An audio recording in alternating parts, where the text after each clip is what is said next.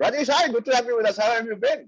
Hi, all well, excellent. Can't be better. You tell me how things are going. Well, exciting times. COVID has been a very difficult phase for, I think, each one of us. But, the change and the transformation that is brought into the Indian ecosystem, I think is absolutely phenomenal, right? Who would have thought that, a billion plus people are going to be consuming from just about 4, 5 mediums, right? And there is a certain sense of homogeneity. And I think we've had many, many conversations at Asia Journal with a lot of founders, a lot of business leaders, right? And I think, the kind of transformation that we're seeing across the world is just so phenomenal, right? So I think, really couldn't be asking for anything more, right? I think it's been a watershed event in many ways, right? And we're going to talk a lot about that through the course of this conversation, Rajesh. It's always good to have investors' perspective in the game, right? Capital, for example, is very, very important in a market like India. We've been capital starved, right? Risk capital, you know, for investors to come in and and assure basically the LPs that this is an avenue where you can invest and have a very large value creation, right? I think it's just so spectacular, right? And I wish more and more of this happens. We've seen a lot of influx of capital, largely from international investors. Would love to see the local domestic contribution increasing, right? And I think that's possibly something that we're going to cover through the course of this conversation as well, right? But I think this is an absolutely amazing time, right? And we're going to talk, like I said, more about it. But before we do that, Rajesh, I'd love you to give us a quick round of an introduction to yourself. You're leading Equanimity, right, which is investing in some amazing disruptive ideas. So a quick background, and then we dive into the conversation. Sure. Happy to do that, Ashu. So just a quick background about myself, and then leading to what we're doing now. I started investing in equities in the early 90s. Those were kind of the Wild West days of secondary markets. Anything goes. There was no SEBI at the time, by the way. There was no NSE at the time. All of this came after that. But I think today, where the market is, it's far more organized and far more orderly than it ever was. Right. I can also go to the extent of saying that the Indian stock market, at least on the secondary side, including the trading platforms, including the DMAT, everything is, I think, pretty superior to most countries in the world. And I think that's a huge achievement. I'm very excited to see the same kind of maturity coming into the early stage ecosystem as well. Though for now we are far away from there. We're far away. So having started my career in equities, secondary markets, I joined Franklin Templeton on the emerging market side in the year 99. And since then, I was pretty fortunate to straddle both public equities and private equity at Templeton for the next 18 years that I spent there. Wow. But my dalliance with early stage actually started in 2006, 2007, when I started deploying my personal capital as an angel investor in some very, very early companies, some smart individuals wanting to do stuff. Right. So that was exciting, and I think that is what has led to me, devoting my full time to the early stage ecosystem now since 2017, when we started Equanimity. So at Equanimity, like you rightly mentioned in the beginning, we are doing some exciting stuff with early stage companies, innovative business models. In the first fund, we invested about 14 companies.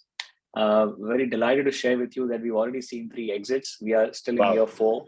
So it's been good from a whole cycle perspective, invest in businesses, help them grow, exit, return capital. And now we're in the midst of raising our second fund, which is a $100 million initiative. And very glad to share again with you that existing investors in Fund 1 have come forward and committed far more capital than they did in Fund 1. So things are good. Can't complain. Interesting, Rajesh. Interesting. And we wish you all the very best for your second fund. Like I said, right? I think this market needs velocity, right? In capital more and more, right? And that essentially means institutionalization is going to be so much more important, right? And like I said, we wish you all the very, very best for that one. Rajesh, this conversation we're gonna cover a lot, for example, around pieces of Equanimity, right? Now there are many funds that have come up, right? We've seen a huge liquidity rush, right? Last especially 3-4 years has been very, very, very interesting, right? So 2020, of course, has been an unreal year, right? We saw a lot of international capital also sort of getting poured in, right? But the fact that Indian companies rose to a certain valuation, right? There was a lot of liquidity that they created through ESOP buybacks, right? Founder had liquidity in their hands, right? So there's been an event of that, right? And that sort of confidence with capital is now kind of coming back, right? And for a founder, this is essentially what a founder wants, right? That many investors, or who could take that call of participating in his or her growth journey, right? Unlike earlier times, right? So 15, 14 were very, very different times, right? There was lack of capital, right? But I think 17 onwards, that's kind of changed, right? What it's also done is that, from a fund standpoint, right, differentiation becomes very, very important, right? And today when you talk of a fund, it's not just capital; it's so much more. It's community, it's understanding, it's a sounding board, right? It's market correction, like so many other things, right? When you look at Equanimity, you've been running it. You come from a secondary market background, right? There is a lot of understanding that should and can be brought to the table, right? How do you position yourselves in the minds of founders, right? What becomes the choice of priority of having equanimity on the cap table? Because we say many others that are possibly out there, and and the rounds have also kind of expanded, right? We're almost seeing global market valuations or US market, developed market valuations, right? Almost similar valuations in India as well, right? What's your sense of it? How do you position it? I'd love to understand that. A couple of facets to this. So first of all, let me address the round size and the capital raised by the ecosystem or by companies. Sure. I think you need to, the way we think about it is essentially there are two different buckets. One is early stage and the other is late stage. And I'm just trying to simplify stuff. Sure. I think in the late stage companies, we've seen a lot of froth last year. We've seen a lot of numbers that were really eye-popping, maybe deservedly so or undeservedly, we don't know. But some of those numbers were really out of whack. And as you said, in lines with what we are seeing globally with large Western markets as well, developed markets. Right. Whether they were justified or not, I think the public market has, some of these companies that went and listed on public markets have seen the veto by the public market investors for most of those companies. I think in the early stage, the first bucket, that is the stage where we participate and we play, that's our playing ground. At the early stage, we haven't seen that froth yet. It's true that the round sizes have gone up. It's true that valuations have inched up over the years, if I were to compare it over 3 years, 5-year time frame. But it is no way as stratospheric as what we see in the Western parts of the world. So we've not seen that euphoria yet. And I think that makes it even better to participate in the early stage ecosystem because you're really finding diamonds in the dust at reasonable prices. Maybe not cheap, but still very reasonable prices, and where the potential for upside still remains very, very attractive. In terms of the first part of your question was about differentiation and how do we see ourselves, and more importantly, how do founders see ourselves, see us? So I think we don't sweat too much about differentiating, because beyond a certain point, I think it's just labeling and terminology and how you present yourself to the world. Right. But the core of equanimity, the way we think of ourselves, is that we try to find these diamonds in the dust, and that's a really huge task. And more importantly, we spend a lot of time with our entrepreneurs. We are very, very hands-on, and we make sure that we are true partners in the journey of growth. And that, I think, is what should differentiate one fund from the other. It's not that other funds are not doing that. I think everybody is very positively oriented. All funds that we interact with, we co-invest with, or we compete with at times. I think they're all awesome guys out there, great teams who now have capital to back early stage companies. But the way to differentiate is actually, it has to come from the founder community. Right. So the best test to figure out whether we are doing a good job or not is to do a dipstick with our founders and figure out whether they think we've added value or not. And I'm very happy to share with you that we do that very regularly, by the way. Right. And we've seen some founders who have been who are not first-time founders. They've been there, done that, built companies, successful companies, exited those, and now started another new one. And they form part of our portfolio. We are the first check for them in that new initiative. And I think that goes a long way to say that it's a positive vote for us. That is amazing, Rajesh. That is amazing. I've had a chance of talking to Vivek, right? An absolutely spectacular founder, right? And Vivek is part of your company. He's the founder of Thinkly. An absolutely spectacular company, right? I personally, I think love that conversation, right? And love the intensity with which he's trying to sort of track it, right? And I think for the audience here, it's going to be a session which is going to be up very soon, right? Rajesh, 2020 has been a very unreal year, right? And I think from what a lot of, and I think your point of view just becomes so much more pertinent in this conversation, right? Largely because you've seen the secondary markets evolve, right? From how we were, with all of our inefficiencies, people continue to invest, right? There have been great companies, great value creators who've been created on the secondary markets, right? We've seen many Right. organizations that have come up, right? Right. Now, 2020 is a very, very unreal year, right? Because it's make the country digital first, right? In many ways, it's taken away the complete arbitrage that existed between markets, right? So now information, for example, is become the first layer of consumption before you go to buy something, right? Sure. And like I said, right, the digital ecosystem is coming around so well. Now, a lot of these companies that are necessarily listed in the secondary markets, right, are not ready for a variety of reasons, right? They were always calibrated for an offline sort of an environment, right? They're not calibrated for the newer world environment, right? Which essentially means that the opportunity for the startup is going to be phenomenal, right? It's going to be so much more larger to go out and engage with the customer. The problem is that all of these companies that are in the digital space are consuming from the same ecosystem, right? So while it was a great opportunity, there's a lot of clutter which is kind of now happened in this sphere. As an investor, right, while you are looking to sort of make these investments, right now, depending on the distribution capability that this organization had, right, there was a certain there was certain upside that was there. There was a certain arbitrage that was there, right, in terms of the performance of the company, right? Now, a lot of that is now kind of shifted, right? We're, like I said, in a homogeneous environment, and it's digital first, right? How difficult does that make it for you? So one, I would love to understand, how do you read this entire shift that has happened? Would love to have your views on this. And second, how difficult has it become to identify great companies, right? Because we are in an environment now where the higher CACs are going to be there. There is going to be inconsistency in consumption, right? People are going to move very, very quickly, right? Predictability is kind of going away. What's your sense of it? How do you break it down? Yeah, no, this is an excellent point, and I think there's no taking away from the fact that the competitive intensity in the ecosystem has gone up. So there are two aspects to this again. One is the competitive intensity of, the competition that the ecosystem gets from incumbents. The larger companies who have already been there, like you said, on the listed side, essentially mature companies, whether they're listed or unlisted is a secondary matter. But there's competition from the listed or the larger mature companies.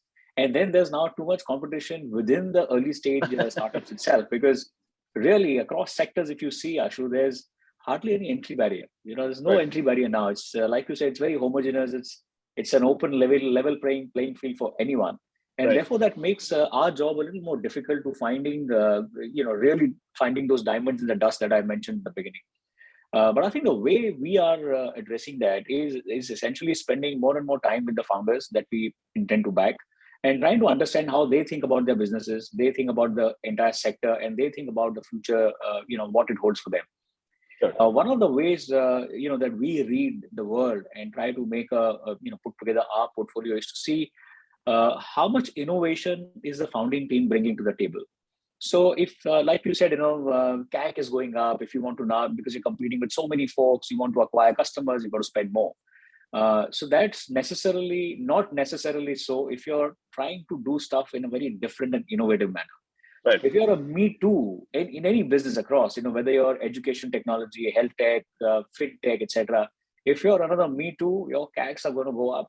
Your LTVs, nobody knows what the LTV is, by the way. We can all have assessments and ideas, but there's no science or even data to prove what or to demonstrate the LTV of these customers.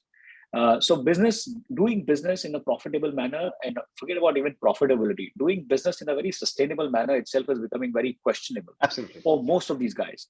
And therefore, one of our tenets, it's part of our investment philosophy from day one when we started, is to look at companies who are really innovative. They're really bringing something new to the table, either in terms of the offering itself or in terms of the way the business model is structured, so that they are far more competitive, they're far more efficient in what they're doing, and not necessarily competing head on with others in the space. Right. So I think the time that you're a me too, that I'm doing the same thing but in a little better manner, I think that investment thesis is out. Even if you're addressing the same market, you have to have a very innovative, different approach to really make a sustainable business today. Interesting, and that's a very difficult one, Rajesh. I mean, when you're kind of doing it, right? You kind of very easily walking us into it, right? But I think I can imagine how difficult this is, right? Especially when you're on the other side of the table. I think every opportunity looks like a great opportunity when you, especially in a market like India, right? You want to buy it in many ways. That temptation is just so difficult to handle, right? In many ways. Rajesh, when you say what you say, right? I'd love you to take us, through your portfolio. Possibly not all, right? But say one or two of these companies, which essentially say, and this also becomes how you assess a company, right? If you can have some sort of say a case study, a quick case study, I think that could be phenomenal, right? Yeah. I think for many people who are going to be watching this, right, I think that will give them a view in terms of how you are, for example, say dissecting a certain startup, right, and you want certain parameters that you want to look at, right? So if you could take us to one or two of the portfolio companies, that would be very interesting. Sure. No, happy to do that. We're always happy to speak about our portfolio companies. And some of them have done phenomenal work on the ground in terms of the business that they've set up. I think the first company that comes to mind is Frazzle. It's a company that delivers fresh fruits and vegetables to your doorstep. We were the first investors in the company, by the way. Like our investment philosophy says, investment thesis says, we're the first check. And the founder, again, like we spoke earlier, is not a new founder. He's been a startup guy, set up a company, scaled it up, successfully sold it, and then this is a second initiative that he started. And I'm very happy that they chose to partner with us when they started off that journey. As you can imagine, successful founders are chased by everybody, and everybody wants to back them up. And thankfully, it's been a great partnership. We've worked very closely with the company over the years. It's been a little over 2.5 years that we've been partners.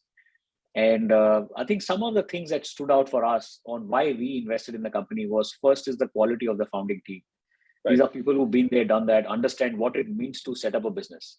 And remember that all of us want to partner with businesses that are addressing very large markets. And it's very tempting to say, oh, yeah, it's a large market, we'll give them capital, it'll happen. But I think execution on the ground is a completely different game. So the larger the market that you're addressing, the more challenging your execution on the ground becomes. And one has to have the belief as a founding team that we can do that. And then that belief has to be transposed to investors like us. They have to make us believe that they can really execute this on the ground. So one of the investment selection criteria that we have for companies to find a place in our portfolio is the execution capability of the founding team. And I think it's over the last 2.5 years of our partnering with Frazzle, we've seen their execution capabilities are extremely superior. I mean, the way they've gone about setting up the business from one city to the next to the third, it's been amazing how efficiently they've had. And not to say that there haven't been ups and downs, that there haven't been setbacks. Part of startups life.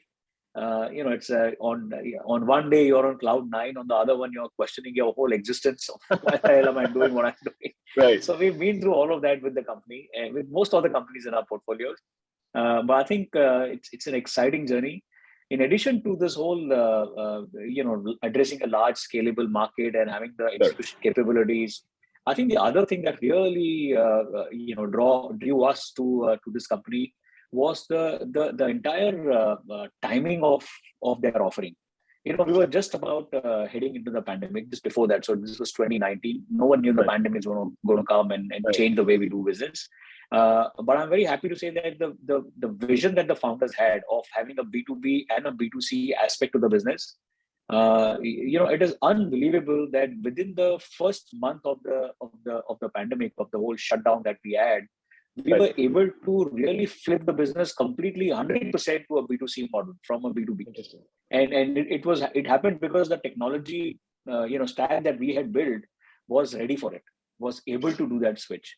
So I think building all these flexibilities that can address quick movements or changes in the marketplace, whether they're externally driven like a pandemic or internally driven by a decision that we need to flip the business model now, I think the teams have to think about the flexibility that they're building into their business model. And so that again came to our help. Interesting. And third is to think about a business from a sustainability perspective. When I say sustainability perspective, it's not about just growing. It's about growing in a very sustainable fashion. So that comes from your unit economics. And I think, again, at Frazzle, for the longest time, we've seen them delivering on these unit economics matrix that we have to judge, how capital is being used, how efficiently they're working, etc.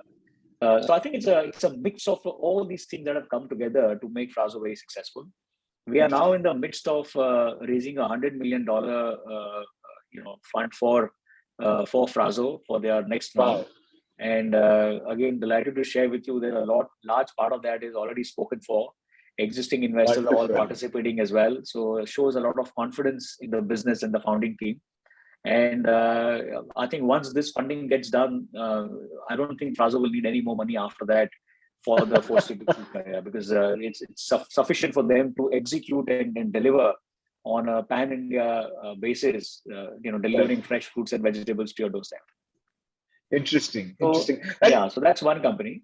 Right. Sorry, go ahead. Yeah. So I have a question on this, right? And one of the observations that I've had, right, especially in the last 2.5 years, right, has been that I think this is post COVID, right? This is kind of picking up, right? At least in my thesis and my understanding of businesses, right? Now, for businesses that have, for example, that are operating in a commoditized zone, right? And when I say commoditized zone, essentially where just they're picking it up from the farm and then sort of delivering it, right? Now there's very little value add which is now kind of happening, right? Possibly what you're doing is you cannot be packaging it. You could be doing like certain activities that are fringe. Right? I could be completely wrong, and I'll give you all the time to sort of answer that one and clarify that one in case it's required, right? In that sense, but so if you're, for example, into any of these businesses, right, which is where there is a standard product, right, which is coming out of the farm and which is, for example, say getting shipped to a consumer. Now, in an element like that, the possibility of any organization's ability to upprice, right, or charge a premium is just so much more limited. Now, that is not a tendency that we're seeing across, say, models like Frazzle. That's also something that we're seeing across many D2C models, for example, right? Yeah. When the entry happened, there was just so much more excitement. But I think now there's this definitive shift which is happening, right? There are many parallels that have come in, right? And then there is very little choices the founders have to push the prices. Or contain the prices, right? Now that essentially means that the longevity that you have in mind for that business, or the sustainability that you have in mind for that business might just take so much more time, right? Now, in a case like this, are we valuing the product, or are we valuing the distribution system and the engagement that they've been able to create, which could possibly leverage at a later date, right? How do you justify a call like that, right? Because like I said, the differentiation in the minds of a consumer is just so much more difficult to create, and it's getting a very competitive in a very competitive environment, right? That essentially means your profitability is questionable, right? What's your sense of it? How do you prioritize between the two, right? Is this the product or the distribution which is getting created? Yeah, I think it's a mix of the two. As a consumer, when I'm discussing and I'm sticking to the Frazzle example, we can have other examples as well, and we're seeing this in other companies too.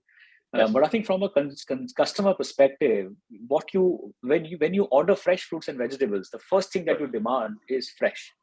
Right. It's in your mind, right? And as a housewife, when you take the delivery, you're such an expert on vegetables and fruits that just by looking at it, you know whether it's fresh or not, right? Yeah. And one touch and feel, and you know that this is good or this is bad. So I think customer delight is in consistently delivering fresh and good quality produce to the customer. And the customer is a very intelligent customer. It is not somebody that you can hoodwink. And if you falter once, that's the end of it. As you rightly said, they'll just switch from your app to some other app and then order from there. There's competition. So I think what Frazzle's been able to do and why we've succeeded so much is that we've ensured that we can deliver quality consistently. And how do we do that? So it is not merely picking up stuff from the farm and delivering to the customer. It sounds very, very simple. But I think there's a lot of complexity in terms of the technology stack that we've built.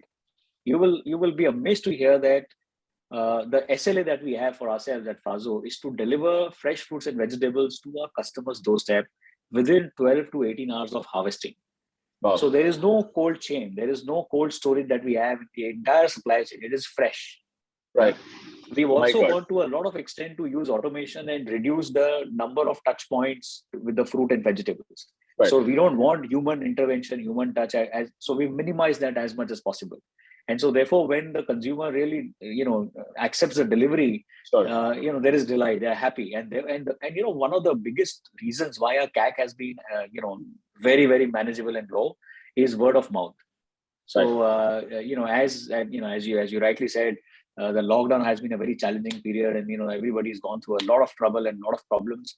But I think what it also has done, it's also increased the whole digitization move of the population. So whether before, so there was pre-pandemic, pandemic, and then post-pandemic. I think what we are seeing post-pandemic is that all the pre-pandemic folks who were very hesitant to use e-commerce a lot or digitization a lot or technology a lot, that whole fear is just gone. This whole pandemic period has taken that away. So as a result, the market size has gone up. The number of people who are now able to access technology and access products and services online has gone up tremendously.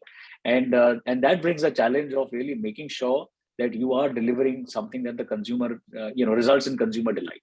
And there's no other shortcut to that. Very interesting. By the way, another company that we have in the portfolio, Rene Cosmetics, as the name suggests, they're a cosmetics company, but again, a lot of innovation. So the first product that they launched, Ashu, was a pencil stick, which had 5 different shades. It's a lipstick, but it had 5 different shades in a single stick. So otherwise, their customers would actually have to carry 2-3 shades of lipsticks with them when they travel or go out, etc. Now you do away with that by a very simple innovation and having a single stick. When I first heard of it and I saw it, it reminded me of my school days and college days when you would have one pen with 4 colors and you would the red, blue, green, all of that. But such a simple way to bring innovation to what you're doing. Right. You're not just another lipstick supplier, lipstick company, or you're not just another makeup company. You're really bringing innovation, product innovation, and process innovation in what you're doing. And I think that's what the consumer today wants. The consumer wants a little bit more. It can't be the same. Right. But I think we're going to require possibly a different conversation to that one, right? I think from the consumer behavior, right? Because there's just so much of eccentricity which has come in, right? There's just so much of content and user-generated content. I think it's just Thinkly, I think you're kind of hedging your bets, right? In many ways, but I am kind of amazed with the content creation which is kind of happening, right? And I think the kind of influence which is really impacting consumer behavior and consumer demand, right? But like I said, right, that's possibly we want to save that for our next conversation, Rajesh. Rajesh, in your capacity, you're looking at many companies, right? And like I said, right, it's just so difficult to sort of prioritize, right? But what are some of those spaces? What are some of those emerging areas that you think are kind of becoming very exciting as we are possibly now entering a phase which is post-pandemic? Of course, hopefully, we continue to sort of get back to normal. Things are coming back, right? But I think there are certain tendencies that have kind of now been set in, right? Which is that of content and consumption and influence and so many other things, right? Inhibition is gone, right? I think something that you alluded to. Inhibition is gone in the consumers, right? And our ability to take risk and order is just so much more. What are some of the areas that you are looking at, right? Going forward, I think next 2.5 years, 3 years, what do you think are going to become so much more exciting? At Equanimity, what are these areas? Yeah, I think a few bets that we would like to take, and we are very actively looking for those kind of companies, is in the space of first of all mobility. So for us, the way we define mobility is the whole electric vehicle and that whole ecosystem that will come with it. It's not just OEMs making the EVs, but it's a whole ecosystem that the EV space will have. And there are a lot of opportunities there, both on the vehicle side as well as the battery side. In addition to EVs, within mobility, we are also looking at a lot of opportunities on the drone aspect. So there are a lot of action that's happening on the ground as far as the drone industry is concerned. And going forward, you'll see more and more penetration of drones in regular, ordinary affairs, whether it is on a farm, whether it is in a manufacturing facility, whether it is commercial, right? So I think you'll see a lot of that. So we are focusing a lot on the mobility space. The other area of interest where we really haven't made any investment yet, but are evaluating that very, very seriously, is the whole Web3 phenomena that's in play today. I think it's a very difficult area to bet because there's so many variables and so much uncertainty. But comes that all these variables and uncertainty comes with any new innovation, any new ecosystem that's being developed. So our bet is that the Web3 ecosystem is going to be very prevalent in a few years. I think we are a little early at this time to the game, but then if you're not early, you'll be really too late. And it's our job as a venture investor to really venture. If you don't venture, nothing ventured, nothing gained, as they say. So we are being cautious, but we are very, very focused on making sure that we participate in that growing ecosystem. Because Web3 appears, as per our understanding, appears to be the way to go. It sounds so tempting, right, Rajesh? And I can just imagine that. I come from a secondary markets background. I started my career as a banker, right? Honestly,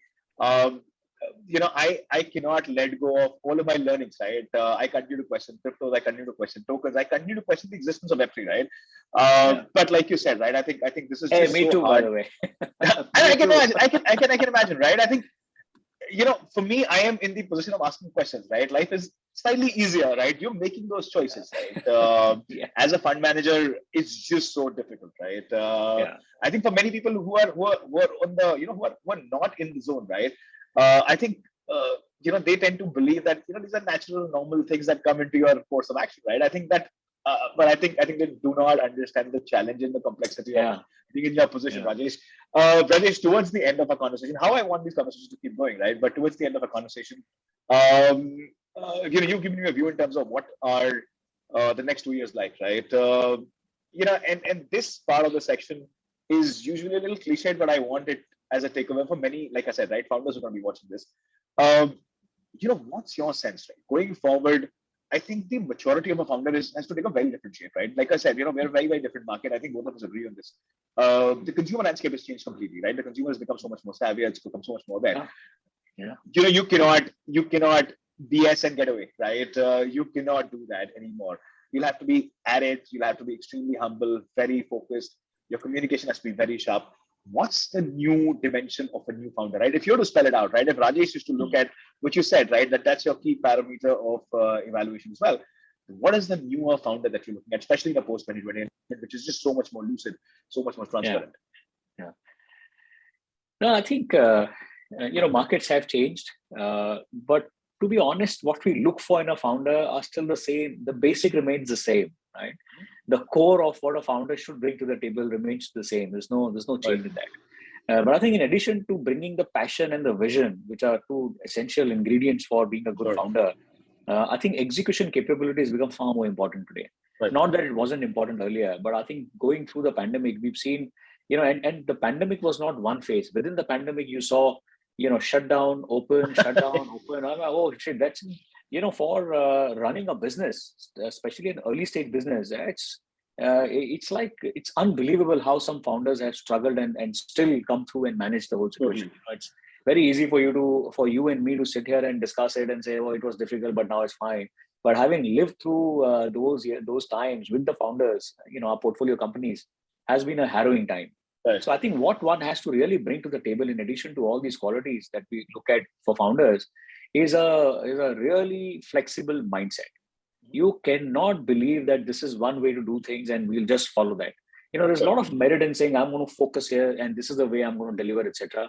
But within that focus and within your set way of doing things and because that's a person who you are, I think we all have to learn. It's not just about founders, by the way. We've seen that as investors.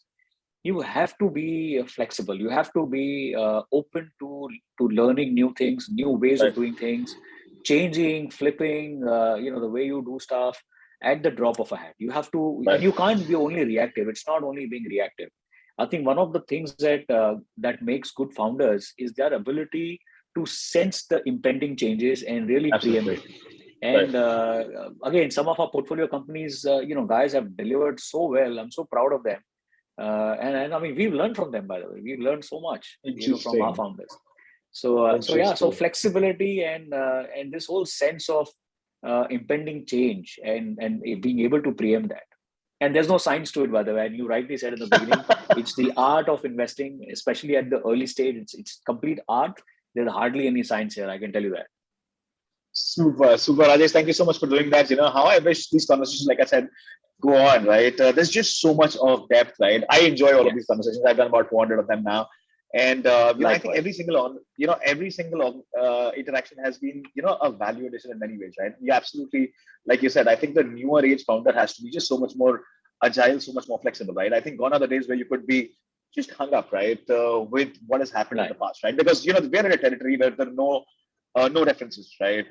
This is a completely new market, right? This is possibly that wild west that we were talking about at the start of our conversation, right? Very true. There are eccentricities which are going to follow. There are fads which are going to fly faster, right? The entire supply chain is going to be under tremendous amount of pressure, and I think gone are the days where you could come to a point where you could predict the sustained play, right? You could predict variances that could happen, right? I think now all of that is going to change, right? And which is while of course it's challenging, I think it's also exciting to see a market so large behaving in that direction, which is going to open up many opportunities, right?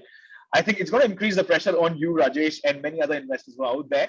But you've with all the experience of surviving, I think there are definitely a few indicators that play out, right? And I think those are indicators which are also important for the founders as you make those investments, right? I think the handhold is going to become so much more important in the process.